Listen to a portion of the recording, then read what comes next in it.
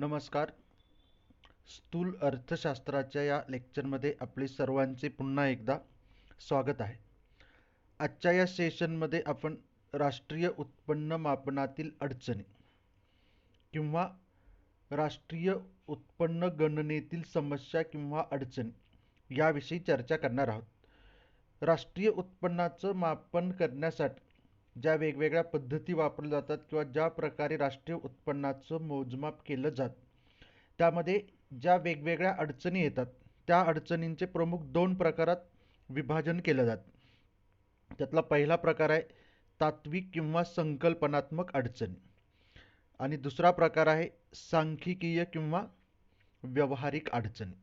या दोन प्रकारच्या ज्या अडचणी त्या अडचणींपैकी या सेशनमध्ये आपण आज राष्ट्रीय उत्पन्न मापनाच्या तात्विक किंवा संकल्पनात्मक अडचणी या विषयावर सविस्तर चर्चा करणार आहोत.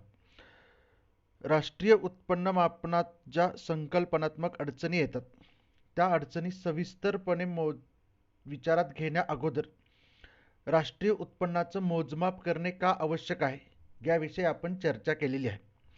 विकसित राष्ट्रांच्या तुलनेमध्ये अविकसित राष्ट्रात राष्ट्रीय उत्पन्न मापनाच्या अडचणी ह्या जास्त प्रमाणात असतात. कारण राष्ट्रीय उत्पन्नाचं मापन करताना ज्या वेगवेगळ्या प्रकारच्या अडचणी येतात त्या अडचणींमुळे राष्ट्रीय उत्पन्नाचे अचूक व निश्चित मोजमाप करणे शक्य होत नाही.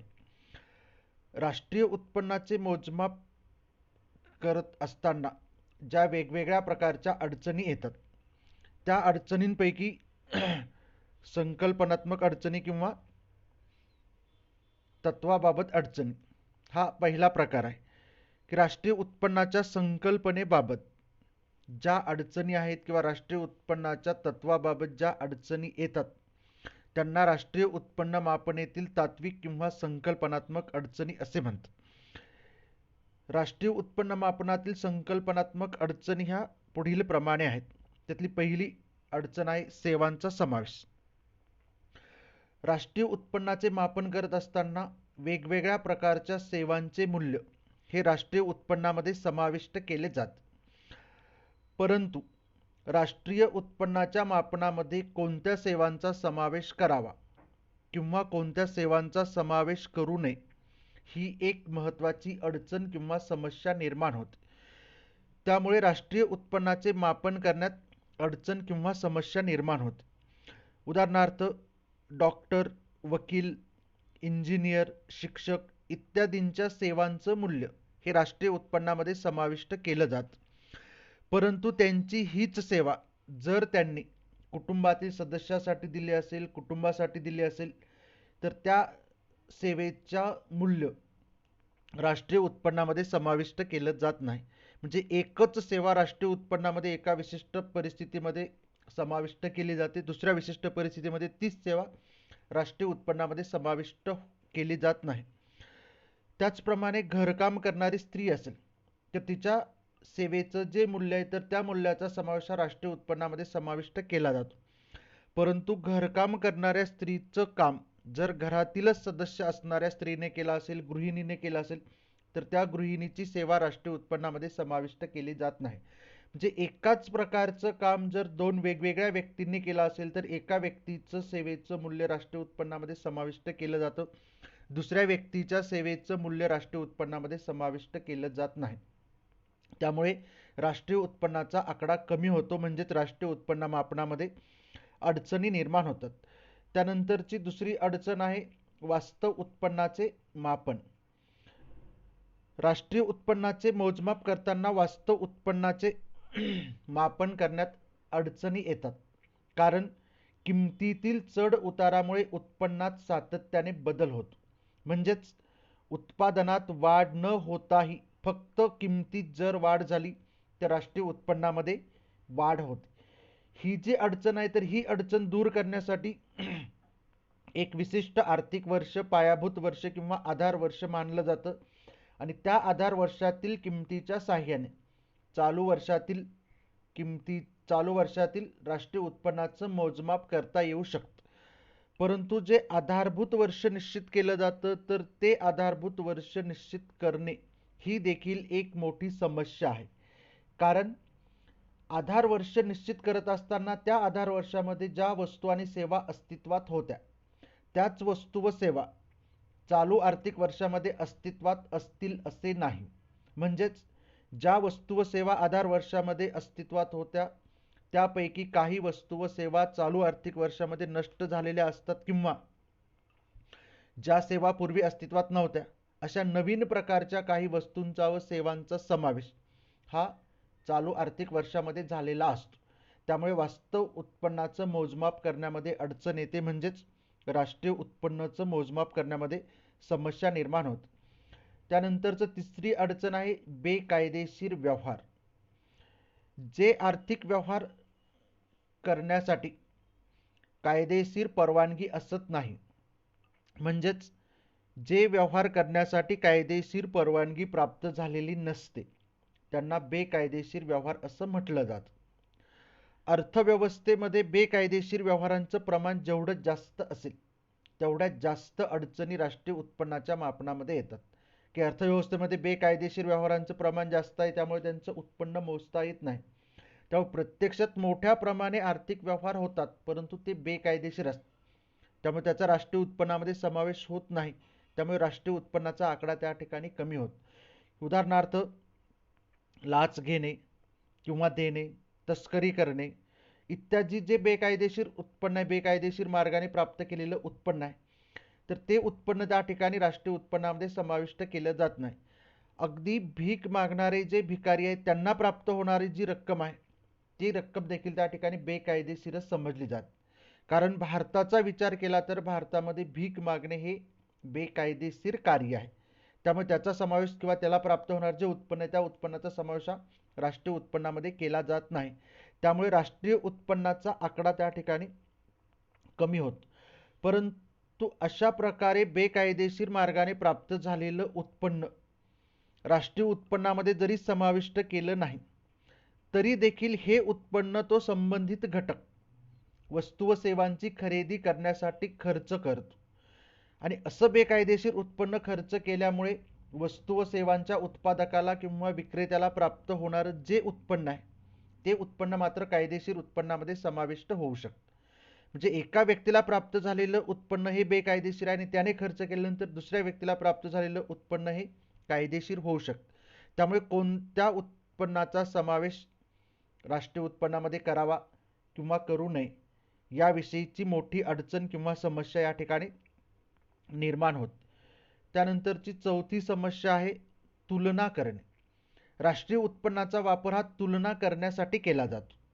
कारण राष्ट्रीय उत्पन्नाच्या साहाय्याने देशाच्या आर्थिक स्थितीचे म्हणजेच आर्थिक विकासाचे मोजमाप व तुलना करता येते. कारण आर्थिक विकासाची संकल्पना ही तुलनात्मक संकल्पनाच आहे. परंतु अर्थव्यवस्था ही गतिमान व बदलत्या स्वरूपाची असते आणि अशा बदलत्या स्वरूपाच्या अर्थव्यवस्थेमुळे दोन वेगवेगळ्या क्षेत्रातील उत्पन्नाची तुलना करणे हे अवघड होते. त्याचप्रमाणे प्रत्येक देशामध्ये असणारी जी परिस्थिती आहे ती परिस्थिती ही वेगवेगळी असते. वेगवेगळी परिस्थिती असतानाही राष्ट्रीय उत्पन्नाच्या आधारावर त्यांची तुलना जर केली तर ही तुलना त्या ठिकाणी अयोग्य ठरते किंवा ती योग्य ठरत नाही. म्हणजे भारताचा विचार केला तर भारतामध्ये असणारी परिस्थिती वेगळी आहे. अमेरिकेचा विचार केला, इंग्लंडचा विचार केला, जपानचा विचार केला तर त्या ठिकाणी असणारी परिस्थिती वेगळी आहे. या दोनही राष्ट्रांची जर तुलना केली तर परिस्थिती वेगळी असल्यामुळे राष्ट्रीय उत्पन्नाच्या आधारावर या दोन राष्ट्रांची तुलना करणे हे अयोग्य ठरतं. त्यामुळे राष्ट्रीय उत्पन्नाच्या मापनामध्ये ही एक महत्त्वाची अडचण आहे. त्यानंतर पाचवी अडचण आहे हस्तांतरित उत्पन्नाची अडचण. एका व्यक्तीकडून किंवा संस्थेकडून दुसऱ्या व्यक्तीकडे किंवा संस्थेकडे काही उत्पन्न हे हस्तांतरित होत असते. कुठल्याही सेवेचा किंवा वस्तूचा मोबदला तो असत नाही. उदाहरणार्थ शिक्षणासाठी पालकांनी आपल्या पाल्यावर केलेला जो खर्च असतो तो खर्च हा एक हस्तांतरित उत्पन्नाचाच भाग असतो. कारण पालकांनी पाल्याला दिलेली जी रक्कम असेल किंवा पैसे असतील तर ते पैसे त्याच्या सेवेचा किंवा श्रमाचा मोबदला असत नाही, तर ते शिक्षणासाठी दिलं जातं. त्यामुळे त्या ठिकाणी ते पालकाकडून पाल्याकडे फक्त हस्तांतरित होत. तर असं हस्तांतरित झालेलं जे उत्पन्न आहे तर त्या उत्पन्नाचा समावेश हा राष्ट्रीय उत्पन्नामध्ये होत नाही. त्याचप्रमाणे शासनाकडून जे वेगवेगळ्या प्रकारची शिष्यवृत्ती दिली जाते, विद्यार्थ्यांना जी शिष्यवृत्ती दिली जाते त्या शिष्यवृत्तीचा समावेश राष्ट्रीय उत्पन्नामध्ये होत नाही, कारण ते हस्तांतरित उत्पन्न असते. कोणत्याही सेवेचा किंवा श्रमाचा तो मोबदला असत नाही. त्यानंतर शासनाकडून दिली जाणारी जी आर्थिक मदत आहे किंवा अर्थसहाय्य आहे त्यांचा देखील राष्ट्रीय उत्पन्नामध्ये समावेश होत नाही, की शासनाकडून सबसिडी दिली जात असेल, 50% अर्थसहाय्य दिलं जातं, 40% दिलं जातं, जे काही अर्थसहाय्य दिलं जातं त्याचा समावेश राष्ट्रीय उत्पन्नामध्ये होत नाही. किंवा अलीकडील काळात भारत सरकारने शेतकऱ्यांसाठी 4 महिन्याला 2,000 रुपये असं अर्थसहाय्य सुरू केलेलं आहे.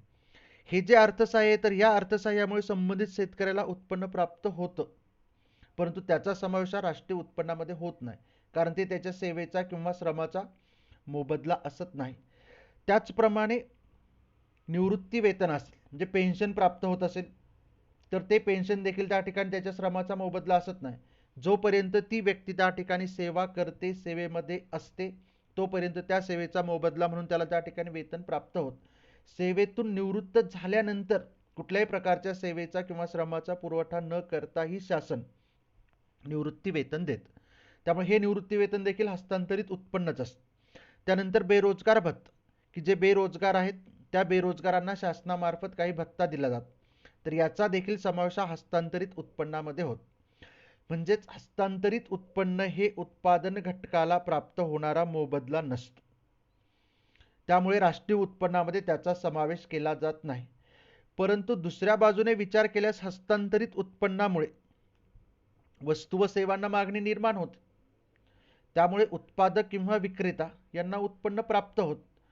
हस्तांतरित उत्पन्नाचा समावेश राष्ट्रीय उत्पन्नात करावा की नाही ही एक महत्त्वाची समस्या त्यामुळे निर्माण होते.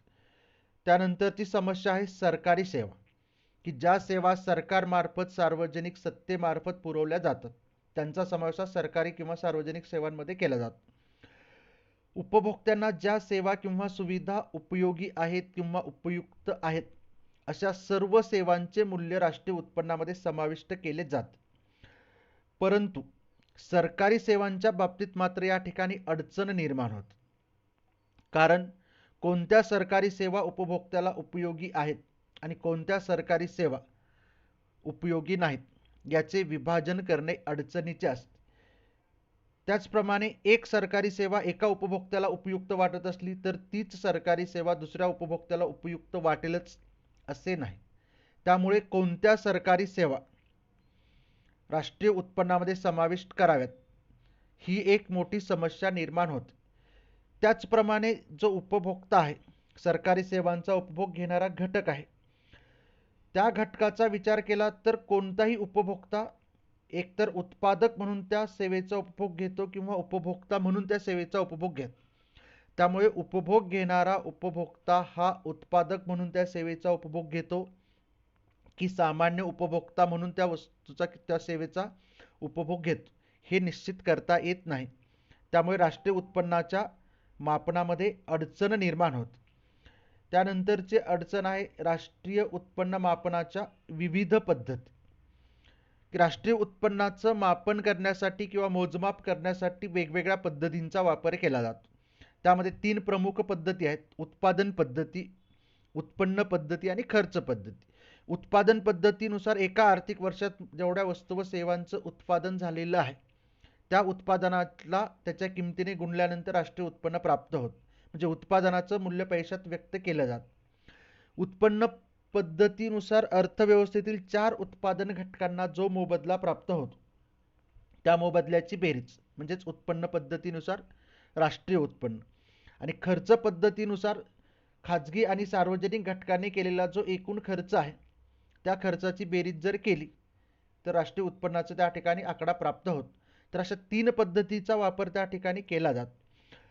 परंतु असा पद्धतींचा वापर करत असताना यापैकी कोणत्याही एकाच पद्धतीचा वापर केला जात नाही, तर 2 पद्धतींचा किंवा 3 पद्धतींचा एकत्रितपणे वापर केला जातो.